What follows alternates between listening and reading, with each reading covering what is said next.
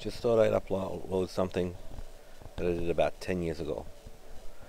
This floor was a pattern floor, consisted of a 20 by 20, a 20 by 10, a 6 by 6, and a 10 by 10 porcelain tile throughout the whole kitchen, back hall, and bathroom and laundry room.